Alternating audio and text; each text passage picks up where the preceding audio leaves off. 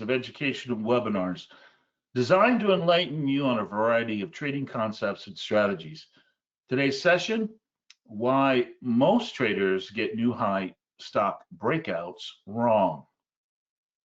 You know, an uptrend is defined by a series of higher highs and higher lows. In other words, in order to confirm an uptrend, the market needs to continually make new highs. Now, one of the oldest adage and most insightful trading adages that I know of is that you can't make a new high without taking out the old high. And for momentum traders, that simple truth forms the foundation of probability-based trading. Yet many traders and investors are fearful of buying new highs or rush into markets without validating the strength of a trend, especially volatility, momentum, and quality or persistence. Hello, everyone. My name is John Rowland, Barchart Senior Market Strategist, and from my days in the pits and my years of experience, I can tell you that I love the opportunity to buy a new high. But not all highs are equal, and market conditions and trend quality play a large role in chasing highs or patiently waiting for a drawback opportunity. Risk to reward, path of least resistance, and technical analysis are just some of the checklist components that dictates forbearance before action. And so in today's session, I'm going to share how to leverage bar chart tools like the new high page and a checklist of criterias that'll help you determine if a new high passes the muster of momentum and opportunity. Now, before we get to that, please welcome our moderator and Barchart's project director, Jean Baker. Hello, Jean. Happy afternoon there, John. Happy Wednesday afternoon. I don't want to get Yes. you jealous, but it's going to be 70 today. I'm excited about getting outside. Yeah, I'm jealous. I'm jealous. Well, you're fresh back off of your vacation, so I'm sure you're ready to get going with a little education for our site users today. Yeah, I think so. I think folks are going to enjoy this one as well. So I'm ready to jump into it if you are too, G. Yes, absolutely. Let's get going. All right, great. All right, so just a reminder that, there we go, let's get that in there. And let's do this. There we go. That today's session is for educational purposes, and that buying or selling or holding or trading securities, commodities, or any other investments is best made on the advice of a qualified financial professional, and under no circumstances shall we be liable for any losses or damage you or anyone else incurs as a result of any trading or investment activity that you or anyone else engages in based on any information or material you receive through barchart.com and our services. Now, I would add, for me, the new high momentum strategy comes down to a rule-based and risk-reward structured system. And I hope to share that process with you today. Okay. So we're going to work on today. What I'm going to do is I'm going to provide a checklist of conditions and criteria in order to enhance the evaluation of momentum and new highs. Now, each of these components has a logic and multiple elements, and each has an equivalency to the other. But one doesn't determine action or confirmation, yet what it does, it gives us a plan of accountability and a rule-based validation to performance. Now, before we get to that, let's start by going to the site, and I want to show you a couple of jumping off points where you can find high momentum or stocks that are making new highs. So the obvious one would be here is this new highs and lows. And if I open that one up, you can see we get new highs and lows. But what's important for you to understand is that you can look at this over a multiple of time frames. The next one that I like is this one's called Top Stocks to Own. This one ranks candidates by a combination of bar chart strength and direction indicators. And then if you're not familiar with those, we have recently did a webinar on that. Strength representing a longer term analysis and direction a shorter term analysis. But we're also going to look at this ideal of sector analysis. And sector analysis, or what we're going to call is relative strength. And what we're going to look at is, again, over a multiple of time frames, those sectors that are outperforming. The theory being here is that outperformers for 3 to 6 months will continue to outperform for the next 3 to 6 months. And you can see here that energy is the top performing sector over the last 3 months. Now, also what we can do is we can make this more granular, and we can look at industry rankings or industry groups, heat maps, and performances.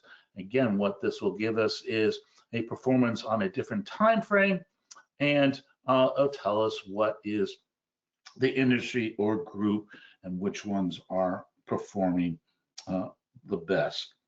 Under the investing page, we have top performing stocks, and this one is going to give you the top 3 stocks in the top industry. Again, you can select this over multiple time frames. We have bullish moving average, which I think is kind of self-explanatory, breakouts and reversals, which is based on Bollinger Bands, EMAC, which is a change in momentum, and uptrending stocks. These are stocks who have upswinging or upsloping moving averages, but are about 20% away from the 52-week high, which means that if this trend is going to continue, there is a lot of room for these stocks to run. Okay, so let's go back to new highs. And again, what I wanted to show you is that there is multiple different time frames. And so I'm just going to leave 52 weeks up here. Now, the first thing we're going to do in our process is this relative strength idea. So I'm going to go in here under our views, and I'm going to go to performances here. And what I want to do is I want to pull up and look at the weighted alpha. So the weighted alpha tells me how much that stock has moved over the last year or so, and that it is weighted a little bit heavier to current activity. Again, momentum. But what we want to do is we want to look for those stocks that have outperformed a benchmark. Now, that benchmark could be of the index itself, or a sector, or in that granular, that industry group. And so here we're looking at Alcoa, and if I go over here to this X here, and I click on that, that's going to open this tab up for me, or this table here. And under quote, I can see what the weighted alpha. So you can see the weighted alpha for Alcoa is 121. If I go to performance, I can look and see what is the performance of the stock over the last month, last 3 months, last 6 months, last year, and so on. If I go under opinion, this is a technical opinion based on Barchart's proprietary system. And what we're looking at is technical indicators over multiple time frames. And finally, we can get to profile. And which is interesting about the profile page here, it tells me the groups and indices that this particular stock is found in. So if I open that up, and let's say I go to here, we can see this is part of the S&P 400, and I open that up. What we can do is we can look at our weighted alpha, and we know that a weighted alpha for Alcoa is 121, and compare it to the index. And the index is the alpha is 23. So this stock is doing better than the index itself. In other words, it's one of the leaders in this index. But we don't stop there. We want to make sure that if when we're doing this sector or group or index analysis, that this group as well is trending higher. And you can see by the chart, that is exactly what we want. We want to see that process. So let's go back to our slides. So the first step is strength. We're going to look at weighted alpha. Is our weighted alpha strong, positive? Is it rising? What is our relative strength versus an index or the sector that is that stock outperforming?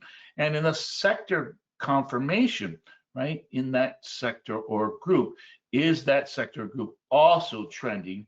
And in relevance to the major indexes, is it outperforming?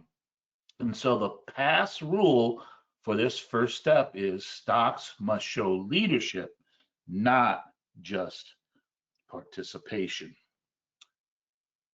All right, so the next step we're going to look at is new highs and breakout validations. And what we'll do is we're going to look at three critical time frames. One being a 20-day high. Now 20 days represents a 1-month trading period. A 55-day high. Now that's close to a 3-month high. But a 55 is, those of you are familiar with the turtles, this is one of the turtle channel values. And also for Fibonacci folks who will recognize that as a Fibonacci number. And then our 252, which is the number of trading days in 1 year. So in other words, this represents our 52-week high. So the only ways we can do that or visualize that is we can use the turtle channel to discover if we are making these new highs over these time frames. Now the key to this is the validation, and we want to make sure that when we get to these levels that we close above, not just pierce or trade above. We want to make sure the market closes above. And then we'll also look at things like multiple highs during a look back period. How many highs have we made, let's say, in the last month? How many more highs have we made, let's say, in the last 6 months? Remember, continuing to think about this relative strength idea.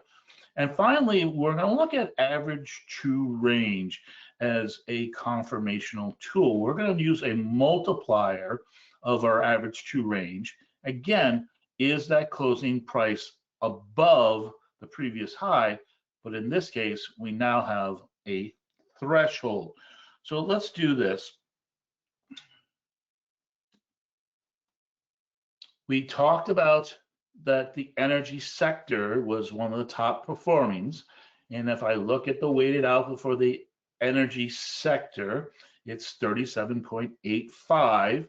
And if I go into the constituents in the energy sector, and I look under performances, let me change this.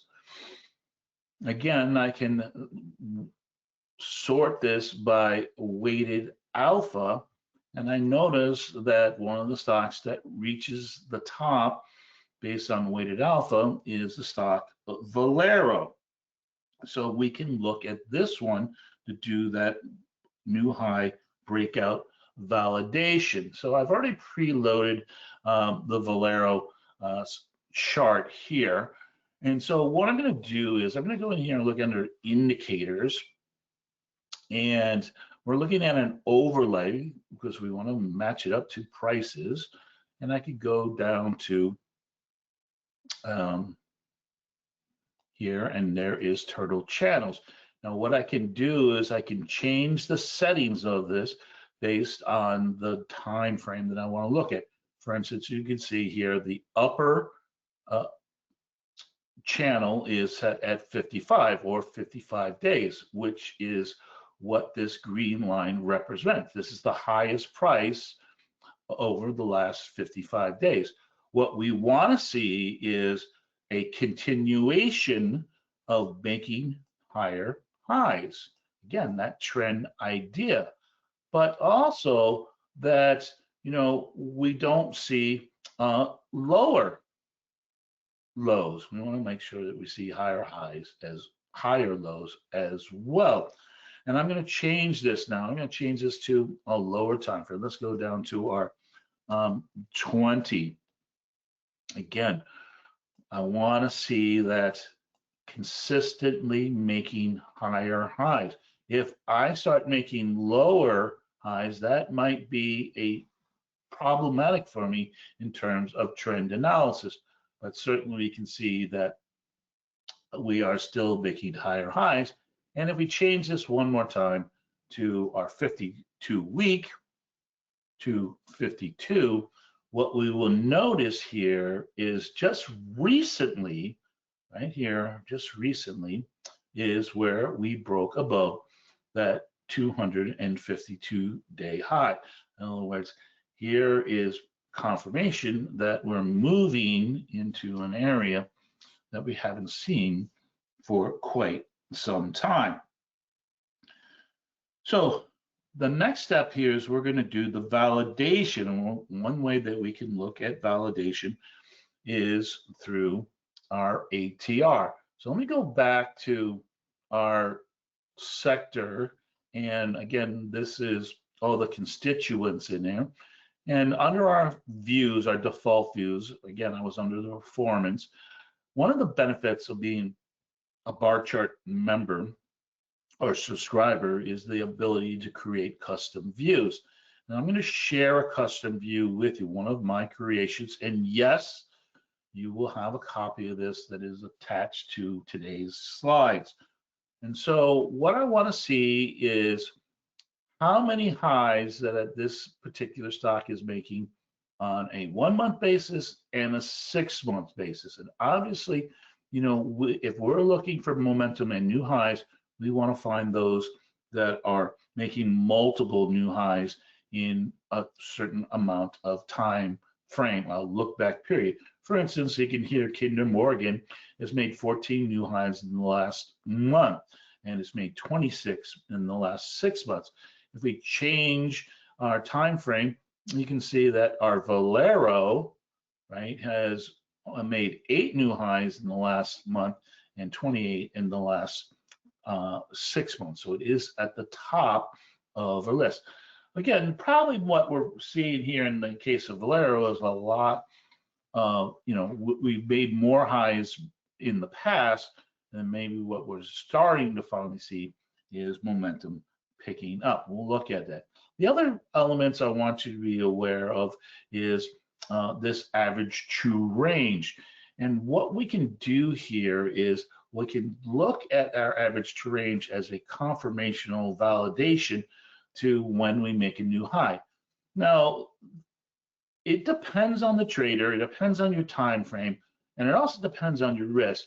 But my basic general rule is I want to see a market breakout of a high or breakout of a range, and I'm going to use a 1.5 times my ATR. So we can see for Valero, the 14-period ATR is 7.07, or let's just say $7, and we times that by 1.5, that gets to 1050.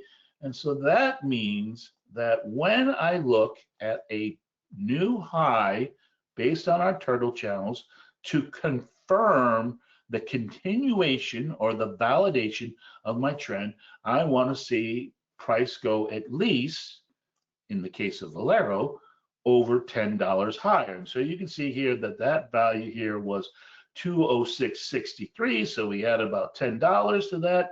Well, that would mean 216 or greater. So the validation of a new high and trend would have come on this candle that closed above that ATR value. So this is the way we can validate our new highs. So what is the pass rule here? Well, breakouts should be recurrent. In other words, multiple new highs over a period of time or look back period, and not be just 1 or 2 offs, but also that price needs to move beyond that high by a multiple of our ATR. All right, so the next step is we're going to look at volatility expansion. In other words, the fuel that's going to charge our market. Now, we're going to look at a couple of different features. If you have something that you think is a great volatility tool, then I would encourage you to use it. But some of the ones that are very basic, I think, here are Bollinger Band rank, Bollinger Band width, ATR price as a percentage, and then we'll look at something called Keltner and Bollinger Band alignment. So first of all, let's start with Bollinger Band rank. This is where price is, we want to find price above the mid band and approaching or riding the upper band. And typically we want to find this after, or find our Bollinger Bands widening or expanding after some type of compression. We'll also look at ATR as a percentage of price. And what we want to see is that our volatility is increasing without price damage. And then we'll hold off for the Keltner example. All right, so let's go back to my templates. Again, I have a lot of preset templates. Again, a feature that being a subscriber, and here's one that's just Bollinger Bands, right? I mean, you can just pull the indicator up and there it is, Bollinger Band. So it's just easier for me to do that. And so what do we see here, right? Well, we see a rising Bollinger mean, right? And our bands are expanding, right? After what looks like a little bit of compression.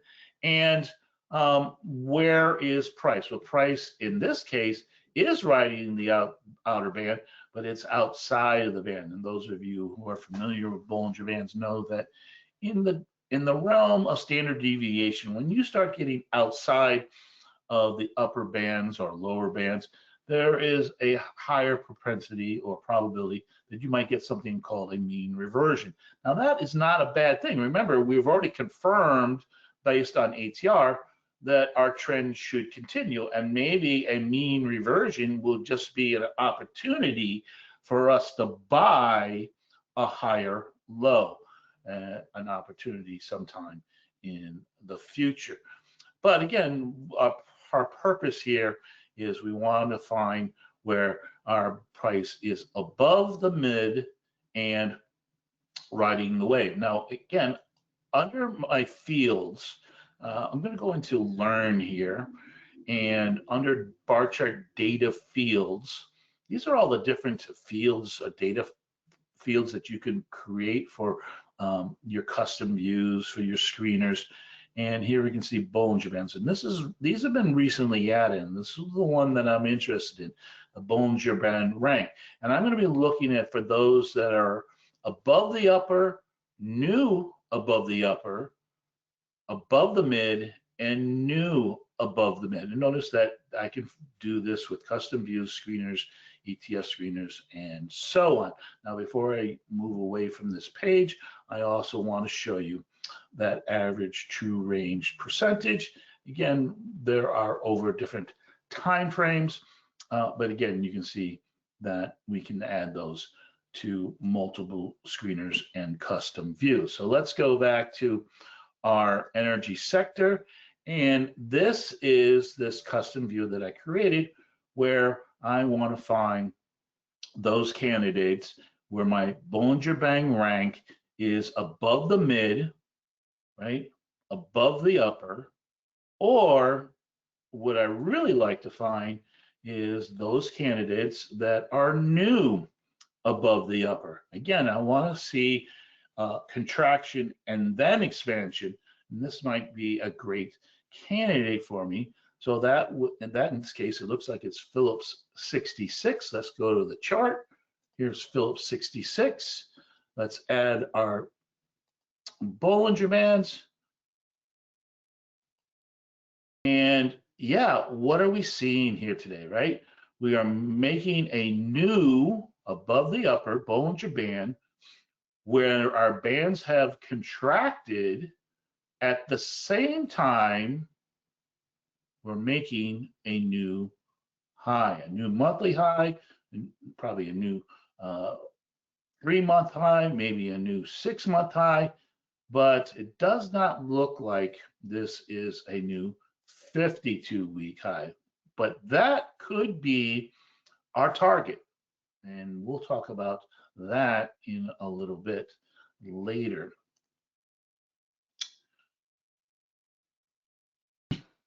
Okay. I'm checking my notes here. Don't want to leave anything out.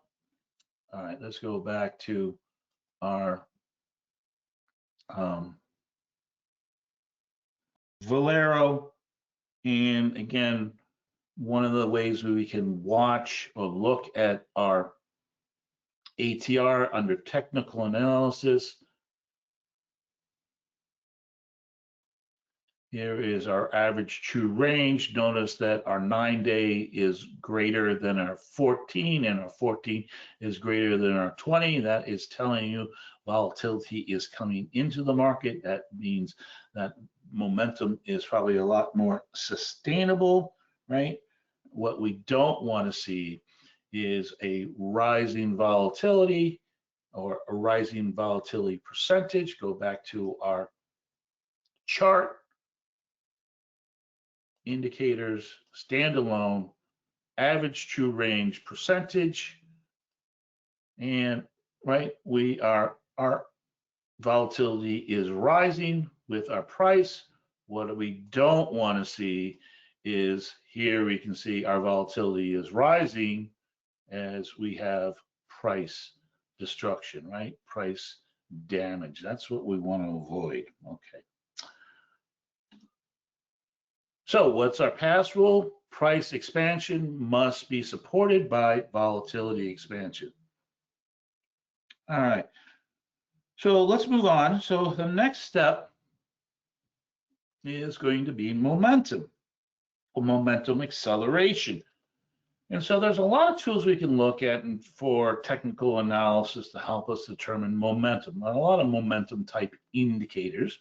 And some of my favorites, or at least one of my favorites, is the relative strength index. What we want to see here is that our RSI is rising or holding above 50. This is a very good aspect to trend analysis. In other words, you know, my RSI can fluctuate, but as long as it stays above 50, that is a confirmation that we're in an uptrend. Now, sometimes it could break below 50, but it should never go below 40 for an uptrend. So if it does get low as 40, we want to see a quick recovery back above 50. Again, we want to see our RSI sloping upward and not flat. And then MACDs, or moving average convergence divergence indicators. We want to see our histograms expanding above the 0 line, and then we could talk about some other momentum indicators based on rate of change. So again, let me go back to our Valero and let's start from scratch. So under bar chart templates, if I scroll down here, here is a template that gives you MACD and RSI. And what we want to see is, again, notice that, you know, since this low here, that low did not go below the 50 mark. That is a good sign that we are in an uptrend. Notice that also at the same time that our MACD has had a crossover and our histogram has had an expansion. Again, we got another crossover of a higher level, and again, our histogram is expanding above the 0 line. So this is a more confirmational to not only trend analysis, but confirmation to momentum. So there are other indicators that we can look at, and some of them you might be familiar with, some of you might not. So the first one, we're going to look at standalones here. So ADX, average directional one, a very simple one. Again, we want to see our DI plus line and our ADX above 2025. No problem there. Another one you might be familiar with, some of you might be familiar with, is called the PPO. stand alone, John. There it is, PPO, percentage price oscillator. Again, right, and very similar to our MACD. And then again, you know, when we talk about rate of change, there is an indicator that is literally called rate of change. And again, we want to see that positive confirmation. So each of these serves a purpose, and that purpose or our pass rule is momentum gaining speed?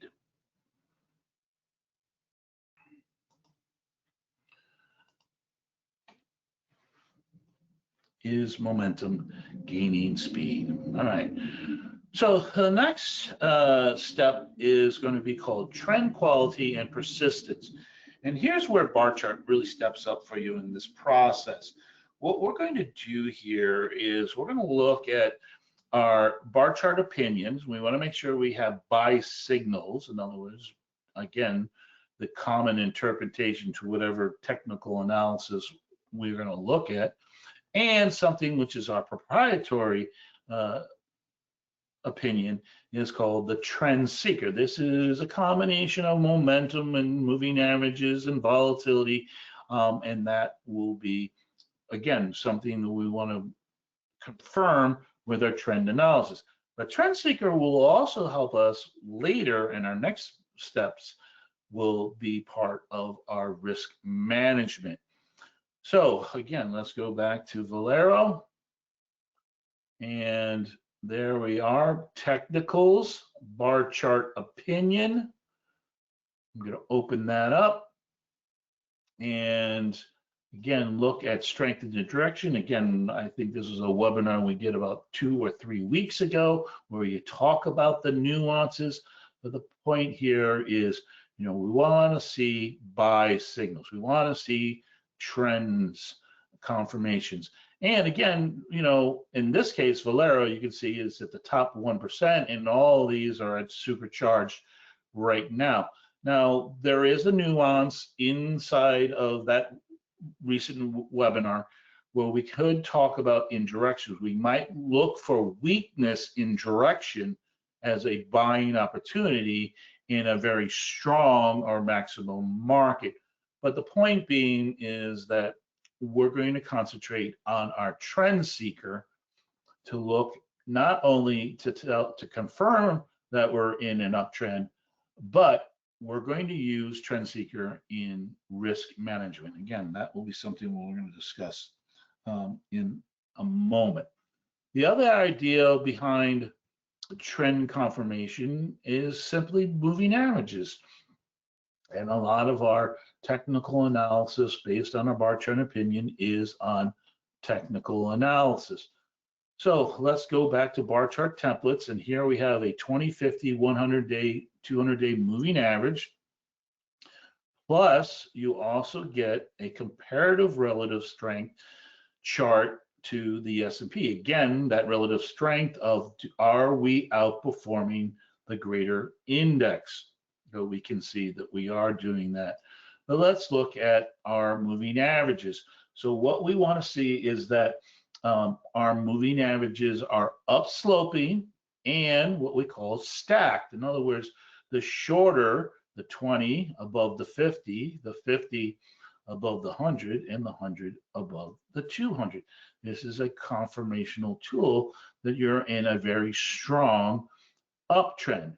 Or when my market is making a new high, if my moving averages aren't stacked, I want to see at least a crossover. In other words, the faster moving average crossing over the slower. This is another buy signal. So here you can see the 20-day moving average is crossing over the 50-day moving average at approximately this price value. Notice that this price value is taking out a recent high. So this is, again, another confirmational tool to the validation that we are in a trend and higher momentum. All right. Now, you can also see here is that multiple times in Valero's case, it has pulled back, right? And that could be problematic, especially if we're buying into a new high. So this is going to be part of our risk assessment. But this is also maybe the timing aspect is, yeah, I have confirmed or I've given myself permission to buy, and maybe price has run away from me before I get that chance to buy. So I'm going to look for buying opportunities in the theory of impulse correction, new high, new low. So what we want to see is that our pullbacks and drawbacks are shallow or orderly. And what do I mean by orderly? So there's a new tool that we just added. I'm really super psyched about having it indicated, and that's called the zigzag. And the zigzag helps us assess price action in terms of swing highs and swing lows. Now, the zigzag can be modified either by a percentage or by volatility. And notice here, I like volatility, in other words, our ATR. The value or the multiplier here, it's kind of a Goldilocks thing. We don't want it too hot, we don't want it too cold. In other words, I don't want to have like a multiplier of 4 or 5 or something greater than that. That might be good for a really long-term investor. And I don't want it too low. I don't want it at 1 or 1.5 times, because then I'm going to get a lot of vibration, a lot of noise. So the Goldilocks, somewhere between 2 ATRs and 3 ATRs. And you can see here, my preference is 2.5 times. So let's apply that. And yeah, it's kind of noisy here, right? Visually very noisy. So what I'm going to do here is I'm going to turn off price action, and I'm just looking at the zigzag as it is compared to our moving averages. And this is the point of orderly pullbacks. This is what I'm talking about. Is yes, you can see this was a deep pullback from this high, but where did it find support? Well, it found support at one of our higher time frame moving averages.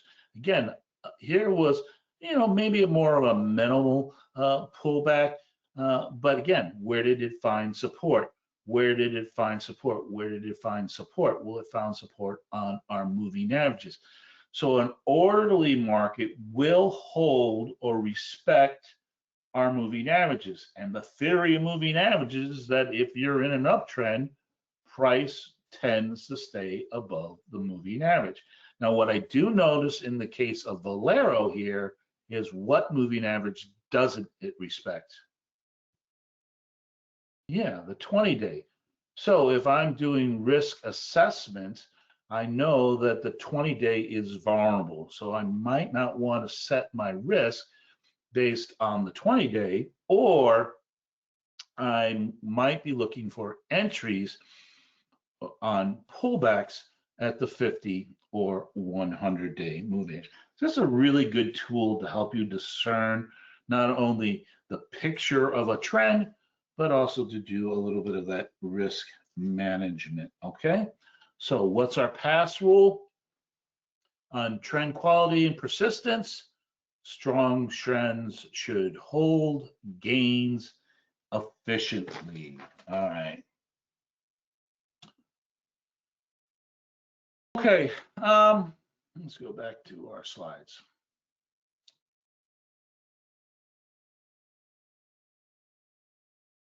So our next step is going to be volume and participation. And this one is a pretty easy assessment, right? We just want to make sure that we have volume on breakouts. We want to see that our volume is above our recent average. On pullbacks, though, we're going to see volume drop. We're going to see volume contract. That is okay. We just don't want volume to disappear, or we don't want to see volume increase on pullbacks. That would be problematic. And then on volume days, in other words, days where we see high volumes, we want to see more upside participation than we see downside participation. Okay, let's go back to our templates.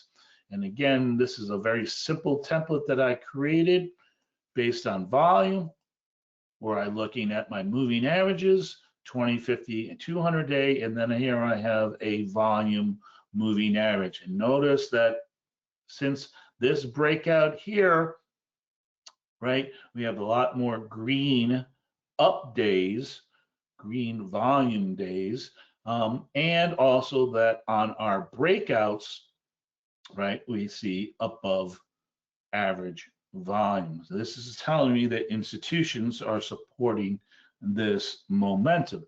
Notice that on a pullback here, right, this pullback here, what did our volume do? It shrunk. That is actually a really good sign that you're in a strong trend. What we don't want to see is on these pullbacks, right, pullbacks, where volume is increasing. That is problematic. All right. So what's the rule here? Institutions should support advances and ignore pullbacks. All right. And finally, our most critical step is going to be our trend timing and risk framing. Now, the purpose here is why I believe, first of all, why it's the last, and also the most critical, is that all trades start with a stop. In other words, I'm not going to enter into a trade until I define my risk. And there's a lot of ways we can do this. Well, I'm going to walk you through this process. First of all, we're going to use something called, or can use something that's called the ATR base stop. Now, the reason why we use this is it has a logic to it. And that logic is it's telling us if price gets to our ATR stop, that volatility not only has increased, but it's increased against our trend. And that if price closes below that volatility level, then our trend is at risk. We also can talk about different types of entries, right? We could look at breakout closes, simply that ATR expression of can I get above a recent high by a multiple of my ATR, or I wait for that first pullback after a breakout. Again, think about our theory about uptrends. The impulse creates the new high. That gives us the permission that we're in an uptrend, we're in a momentum market, but maybe the risk is too high at that point and that we need to wait for a better price. In other words, that first pullback after the breakout. And so when we look at risk and we look at reward, we want to make sure that we get a greater reward than risk. That is the key to trading. Now, I've given a very low threshold here for this assessment, but I will tell you that in my personal trading, I always look for 3-to-1s or greater than I look for 2-to-1s. And then finally, that idea that all trades start with a stop is where have I defined where I am wrong, right? In other words, I'm going to do this before I enter into the market and not afterwards, all right? Okay, so let's go back to our Valero. And again, I'm going to just use a blank chart here. And under indicators, here is our volatility stop. Again, you can apply the multiplier. Again, depending on the type of trader you are, a shorter term trader might use a smaller multiplier because they want to manage risk a little bit better. A longer term trader, maybe an investor, might use a higher multiplier. Just understanding the higher the multiplier, the more risk you take on, the lower the multiplier, less risk, but that pushes you closer to current price. And the closer you are to current price increases the probability that you will be stopped out. Again, that kind of like Goldilocks for me is about 2.5 ATRs. So let's apply that. So you can see for Valero for today, the ATR volatility stop price is around 206, this little purple dot here.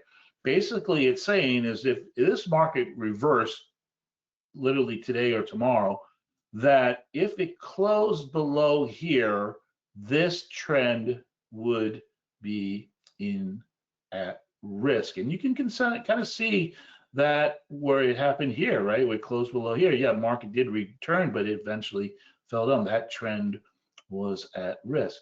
So that could be where we set our stop.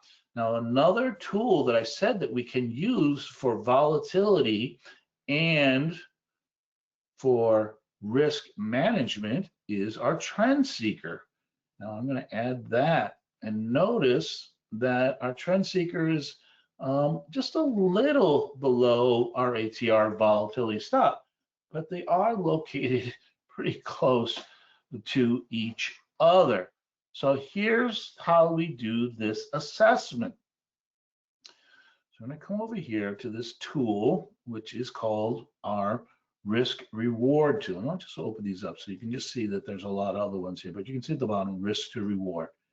So let's do this assumption, right? We've decided that Valero is the stock for us. It has high momentum. It's gotten above its ATR in terms of confirmation and validation, and it has all that momentum and everything. And we're going to buy it right now. Well, I'm going to buy it right here, right? That's current price. But I'm going to risk my trend seeker. Well, here we can see that my entry is around $224.31. My risk would be downside of 205, 73, 74. Now, what is that? That is about, I'm just doing the math real quickly in my head. Was that 18 and a half, 1860 in terms, $18.60 worth of risk. Now that risk, right? So let's say if we use a 2-to-1, I'm risking $18 and I want to get 2-to-1 reward, I'm going to make at least what? $36? So if my entry is at 24 and I add $36 to that, that gets me closer to, I got to do the math again, $260. So again, just under 2-to-1. So let's make it a little bit higher. We'll make it 262. So we get to that 2-to-1. All right. So is this a trade that I want to take? Do I want to trade this trade because I'm going to try to capture $36 on this trade? Now, what I need to do is this target realistic? Now, typically what we would do at this point was we would look up and to the left and see if we see any other resistance. In other words, roadblocks or, previous levels of support and resistance. Old support becomes new resistance. But we are moving into all-time high territory. So we are in price discovery. But the problem is this target too far away for the reality of this trade or reality of this market, that $36. So what I could do is I could go back and look at performance on Valero and see that, I'm looking for a $36 profit. And if I'm looking at performance, in 3 months, it was up $48. In 1 month, it was up $26. But that $26, 24 of it has come in the last 5 days. So it's probably a low probability that we're going to get $36 in a very short period of time. But there's another tool that we can use. We can let the options market help us determine if our target is realistic. And if I go to expected move for Valero, I want to look at that expected move. And you can see that based on the options market, that we're looking at more likely the realization that it could take over 100 days for us to get to our target. And this helps me frame this trade. If I'm a momentum trader, am I in a trade for 100 days? Probably not. If I'm a longer term or investor, well, then that might be a moot point. But this is telling me I need to be a little bit more realistic. And so let's back up. And so let's say I'm a momentum trader and I just want to hold this position for, let's say, the next 2 to 3 weeks, right? Or one options cycle, right? So let's say 16 days. Well, the expected move here is $14, $14.30. So again, I could come back to my chart and say, all right, I know that I'm going to have a higher probability based on momentum and based on the option market of a target that is $14 from where we currently are. Well, that would be around $238. But I don't want to risk $14 to make $14. I certainly don't want to risk $18 to make $14. That is not the game that we want to get in. If I'm going to use a 2 to 1, I will only risk $7. If I'm going to use 3 to 1, I probably only want to risk about $5 or $4.50. So this might be telling me I need to be patient. In other words, I need to wait for a lower entry, wait for the impulse, then the correction, and then set a lower risk to a higher risk to reward trade. Or in this case, if I believe momentum is going to continue, I want to be in the stock.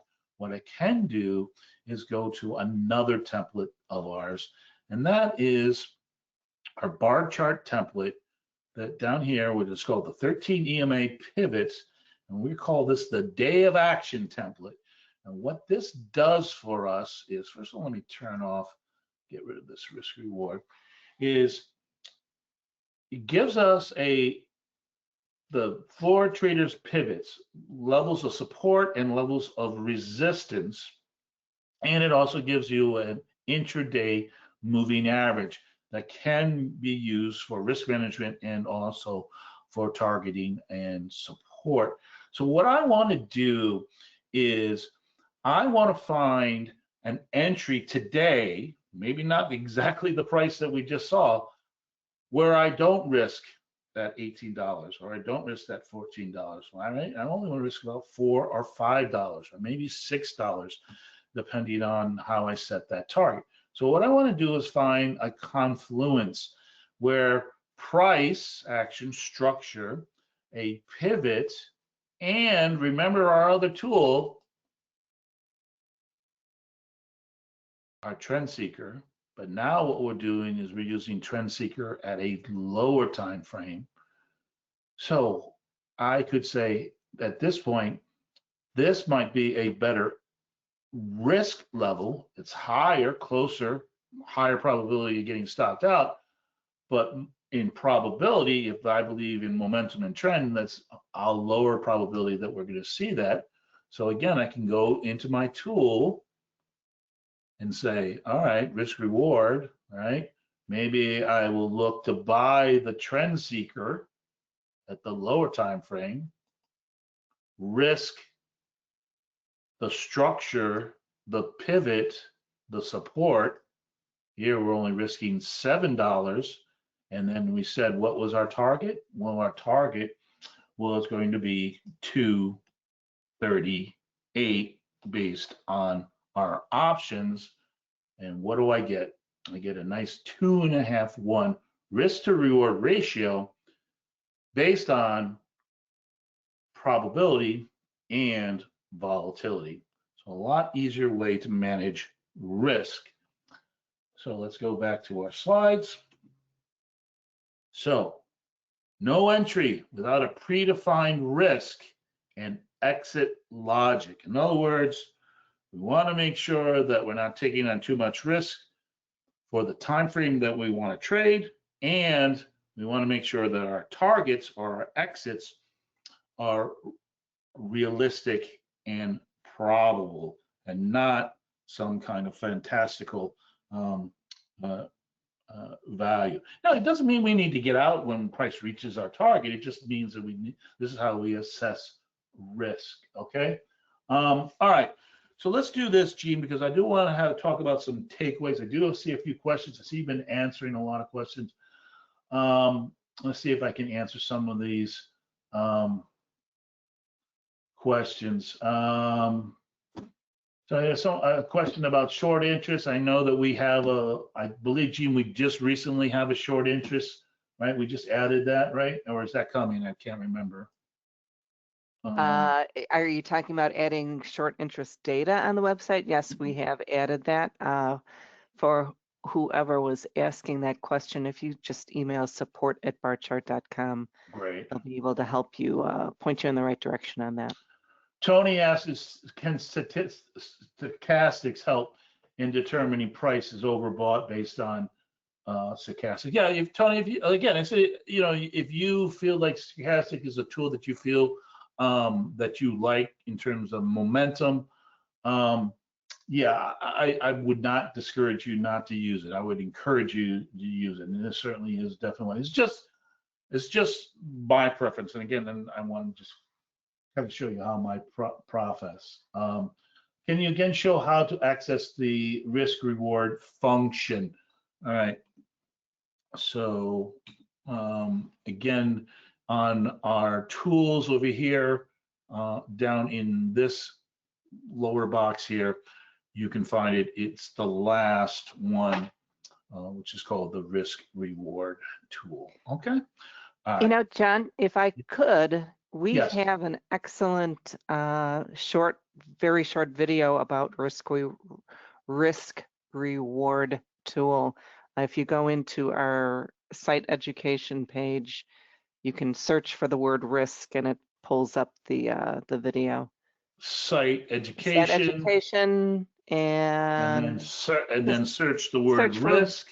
Yep. And there it is. There it is. Excellent. It's going to show you how to put the info on your chart and some other really cool little tips. Oh, Neil asked about Keltner bands. Oh, yes. I'm sorry, Neil.